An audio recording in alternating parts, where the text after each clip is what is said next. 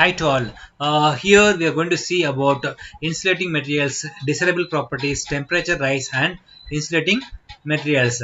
Okay, these things comes under electrical machine design 18 EE55 model 1. Insulating material. There are three materials I told. No, one is insulating material, another is conducting material, another is magnetic material. These three materials are decided the which type of machine, that is the quality of the machine. Okay, insulating materials, to avoid any electrical activity between parts at different potentials, insulation is used. An ideal insulating material should possess the following properties.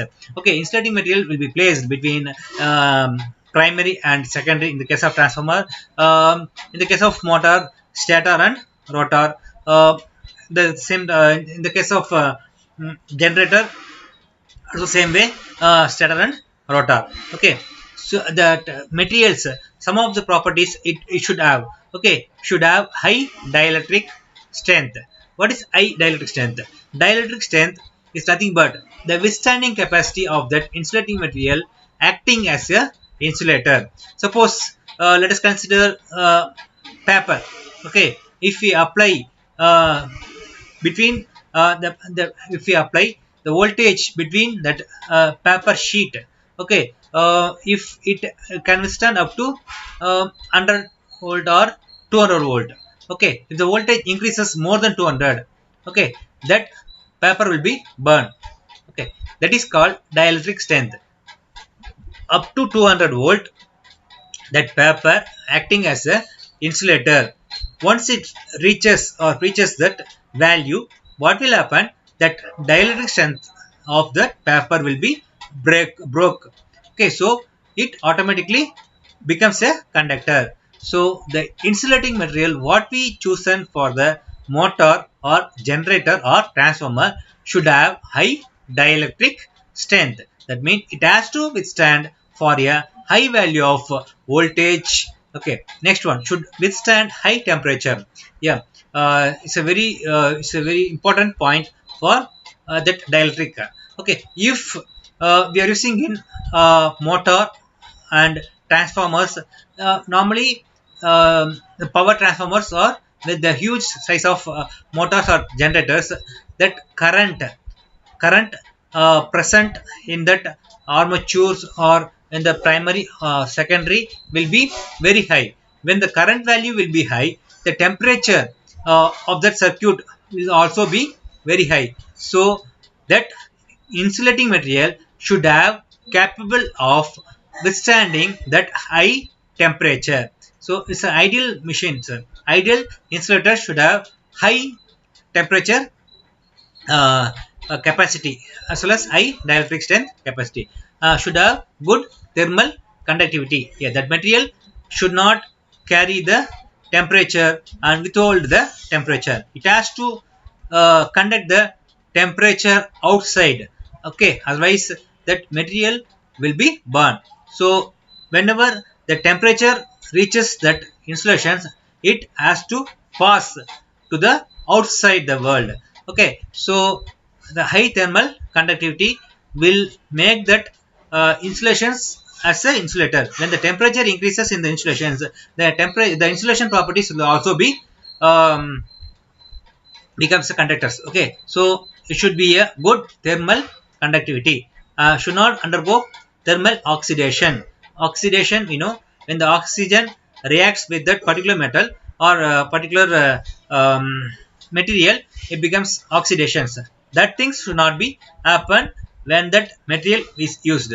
Should not deteriorate due to higher temperature or and repeated heat cycle, because that material what we are using for this insulations are in power systems, or it will be used in high voltage like transformers or generators or motors. In all the cases, that temperature will increase when that operated. When okay, once it switched off, it becomes cool. So it should not deteriorate due to higher temperature and repeated heat cycle, heat increase and decrease.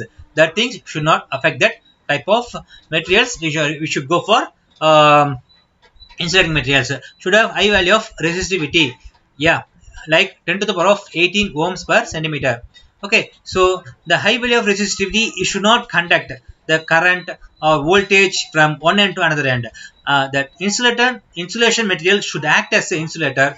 Okay, so whenever the current flows, it should not allow. Okay, so that type of materials we are going to use. Should not consume any power, should not have a low dielectric loss angle del. So that insulating material should not carry or it should not absorb any power. Like that, the material should withstand stress due to centrifugal forces. It's a mechanical rotating machines. Okay, that one should withstand centrifugal forces because of motors and generators. That rotor will be rotating part, so that insulations should withstand that one. Stresses will be maintained, or it should not affect. Okay, due to that rotational centrifugal forces, electrodynamic or mechanical forces, and transformers should withstand vibrations, abrasions, bendings. Okay, when it bended, should bend, should not broken. Okay, like that, the insulation material, because in your motors, it is in round shape, so the material should be bended. Okay, as much as needed, so it should not be uh, mm, broken easily. And vibrations, because we are using in motor is in moving part are there, so vibration it has to withstand. Should not absorb some moistures. Okay, if it is absorbs moistures, then the conductivity will increase. So in the insulators should not absorb the moistures, that will be absorption moisture free. Okay, should be flexible and cheap. That machines should be it should be flexible and cheap. Okay, the insulation rate should not be very high, because the insulations we are using in all the machines, so it should be a flexible. Okay, and liquid insulation should not evaporate or volatilized. So that means when the transformers using transformer oil as the insulator, okay, that things should not be evaporated like petrol.